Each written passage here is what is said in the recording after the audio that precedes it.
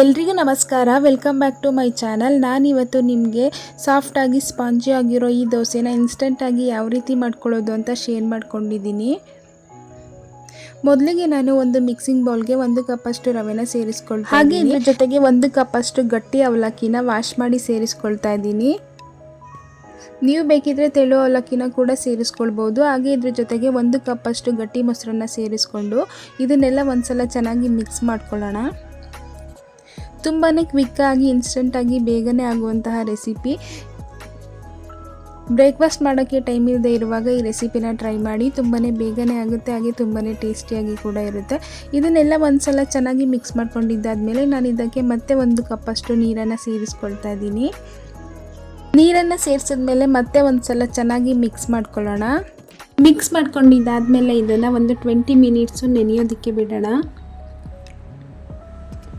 ಇವಾಗ ನೀವು ನೋಡ್ತಾ ಇರ್ಬೋದು 20 ಮಿನಿಟ್ಸ್ ಆಗಿದೆ. ರವೆ ಮತ್ತು ಅವಲಕ್ಕಿ ತುಂಬ ಚೆನ್ನಾಗಿ ನೆಂದಿದೆ. ಇದನ್ನು ಮಿಕ್ಸಿ ಜಾರ್ಗೆ ಟ್ರಾನ್ಸ್ಫರ್ ಮಾಡ್ಕೊಳ್ಳೋಣ.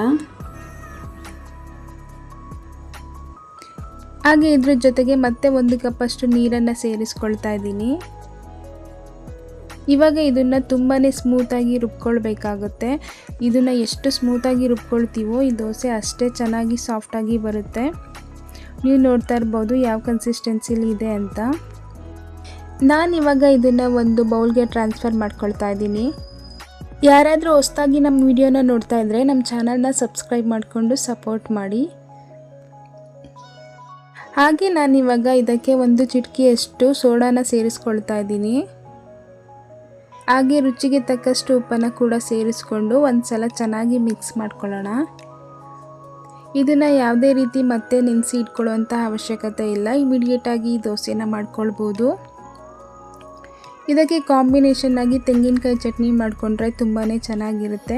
ನೀವು ನೋಡ್ತಾ ಇರ್ಬೋದು ಕನ್ಸಿಸ್ಟೆನ್ಸಿ ಸರಿ ಇದೆ. ನಿಮಗೇನಾದರೂ ಗಟ್ಟಿ ಅನಿಸಿದ್ರೆ ಸ್ವಲ್ಪ ನೀರನ್ನು ಕೂಡ ಸೇರಿಸ್ಕೊಳ್ಬೋದು. ನಾನಿವಾಗ ಒಲೆ ಮೇಲೆ ಒಂದು ತವಾನ ಇಟ್ಕೊಂಡು ತವ ಬಿಸಿ ಆದಮೇಲೆ ಸ್ವಲ್ಪ ಆಯಿಲ್ನ ಸ್ಪ್ರೆಡ್ ಮಾಡ್ಕೊಳ್ತಾ ಇದ್ದೀನಿ.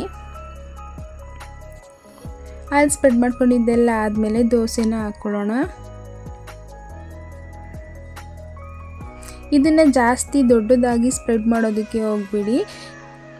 ಇವಾಗ ಮುಚ್ಚಳನ ಮುಚ್ಚಿ ಮೀಡಿಯಮ್ ಫ್ಲೇಮ್ನಲ್ಲಿ 1 ನಿಮಿಷ ಚೆನ್ನಾಗಿ ಬೇಯಿಸ್ಕೊಳ್ಬೇಕಾಗುತ್ತೆ. ನೀವು ನೋಡ್ತಾ ಇರ್ಬೋದು ದೋಸೆ ಎಷ್ಟು ಚೆನ್ನಾಗಿ ರೆಡಿಯಾಗಿದೆ ಅಂತ. ಇವಾಗ ಈ ದೋಸೆನ ಎತ್ತಿಟ್ಕೊಳ್ಳೋಣ. 2 ಕಡೆ ಬೇಯಿಸ್ಕೊಳ್ಳುವಂಥ ಅವಶ್ಯಕತೆ ಇಲ್ಲ. ಹೀಗೆ ಮಿಕ್ಕಿರೋ ಹಿಟ್ಟಲ್ಲಿ ದೋಸೆನ ಮಾಡ್ಕೊಳ್ಳೋಣ. ಇಷ್ಟೇ ಈ ರೆಸಿಪಿ. ತುಂಬಾ ಕ್ವಿಕ್ಕಾಗಿ ಬೇಗನೆ ಆಗುತ್ತೆ ಕೂಡ. ಮಕ್ಕಳಿಗೆ ಲಂಚ್ ಬಾಕ್ಸ್ಗಾಗಲಿ ಅಥವಾ ಬ್ರೇಕ್ಫಾಸ್ಟಿಗಾಗಲಿ ಈ ರೆಸಿಪಿನ ಟ್ರೈ ಮಾಡ್ಬೋದು. ತುಂಬಾ ಚೆನ್ನಾಗಿರುತ್ತೆ.